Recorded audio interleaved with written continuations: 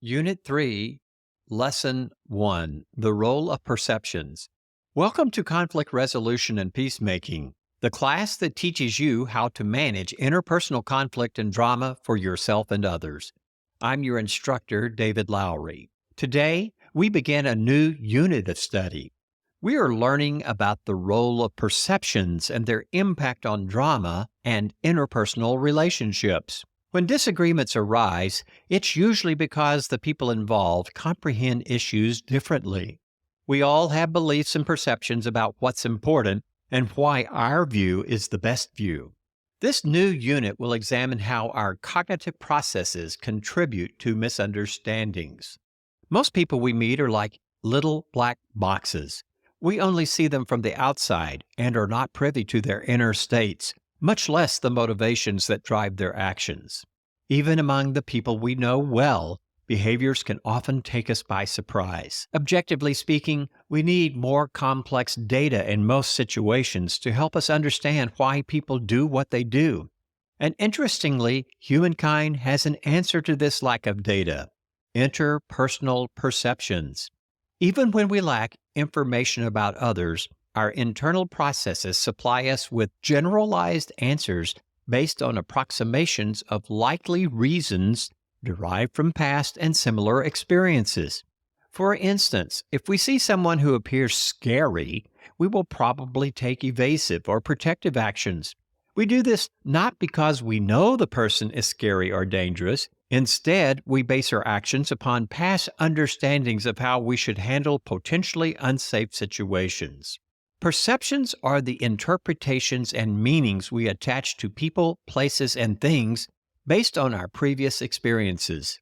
According to interpersonal researcher Floyd Corey, the mind selects, organizes, and interprets data so quickly and subconsciously that we think our perceptions are objective, accurate reflections of the world. Though our perceptions appear factual to us, it is more accurate that none of us can be entirely sure of the truth and accuracy of our perceptions.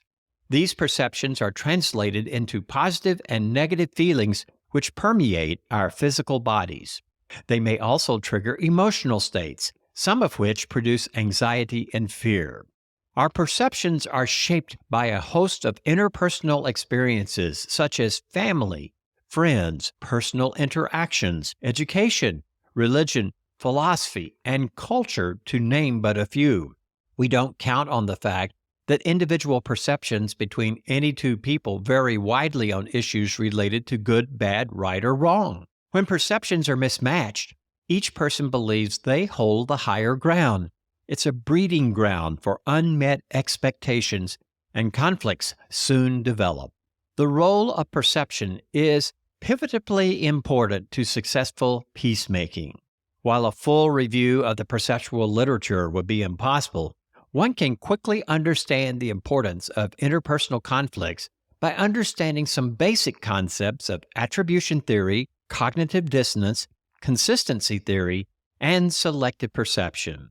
Selective perception impacts every viewpoint. The psychological notion of selective perception is rooted in cognitive dissonance and consistency theories.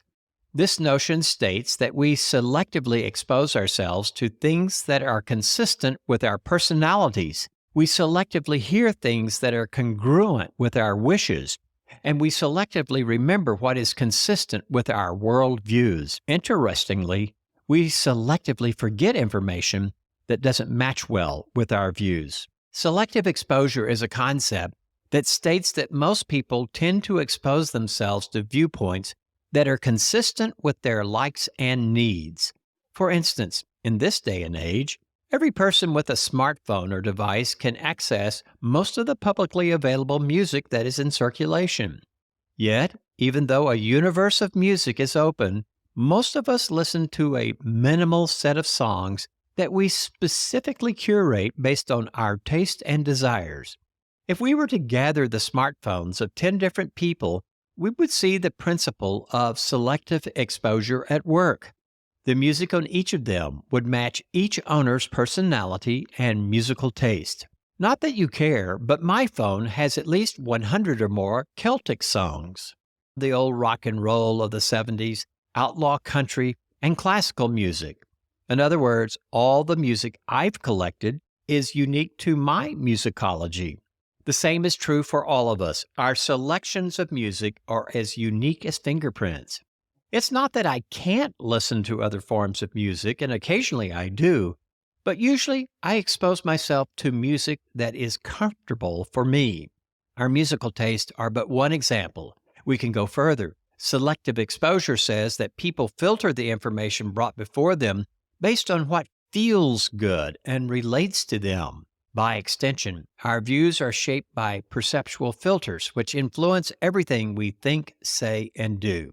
We filter the websites we watch, YouTube videos that match our interest. We listen and read political views that support our notions, and select news sources that inform us of events in the way we like. Our friends are often selected because of their similar views. Though most of us believe we are open-minded and willing to meet new people, experience new things, and think about new ideas, selective exposure filters our responses so that it feels comfortable with our taste and views. The concept of selective exposure means that each of us approaches our relationships with a hefty portion of bias. Selective remembering. The principle of selective perception also states that people tend to remember and forget things in a manner consistent with their personalities. For instance, researchers Corman, Manier, and Hurst discover that subjects' conversation with others greatly influence their collective memories about the events surrounding the 9/11 terrorist attacks. Their study found that ordinary conversations changed how one retrieved information and remembered the events in future discussions. Selective remembering impacts how people approach conflicts, and the best methods they perceive will resolve them. In many long-standing disputes, one's memory was likely significantly affected by the retelling and reflection of the debate. Even so, all disputants usually proclaim they accurately recalled the events, multiple selves, and multiple selective perceptions. There's always more to a person than you see standing before you.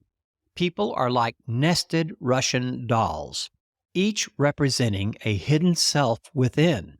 Sometimes it's helpful to think of people as having a physical, emotional, intellectual, and cultural self, to name but a few. As we approach conflict situations, it's essential to ask, which person is before me now? Each of the selves has differing selective perceptions and points of view. Therefore, it's always good to try and understand which of the many selves appear to be the most bothered. For instance, some people will be more upset by a perceived lack of respect than physical property damage, and vice versa. Selective perception and conflict. So how does the notion of selective perception relate to communication and conflict? We offer a few ideas. First, our unconscious need for psychological consistency can keep people from objectively looking at problems and finding beneficial solutions. For instance, if people only go to those who affirm their views of life and living, it may never occur to them that there are many other ways of looking at a circumstance. Secondly, we must consider that stepping away from one's ingrained ways of looking at things can feel uncomfortable.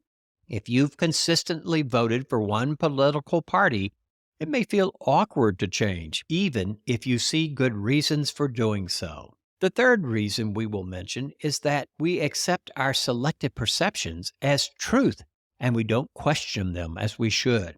Remember, the selective perception process is only the mind's way of organizing information, and we mustn't confuse the information we store as the unshakable truth. The final reason we will give is that when we rely on selective perception as the basis of our truth, we are easily manipulated by people with an agenda for power and control.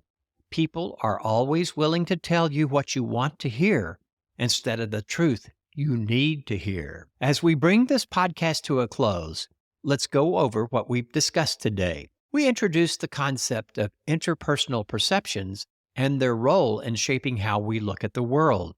we notice that we tend to organize our beliefs according to the principle of selective perception. This means we tend to expose ourselves to information that aligns with our preferences, remember things in ways that align with our views, and forget things that don't seem essential or align with our beliefs. In our next podcast, we will look a little more closely at the mind's need for consistency and study the role of attribution theory. Thank you for listening to today's podcast. We encourage you to download the script of this program and use it to help you complete a short quiz over today's discussion.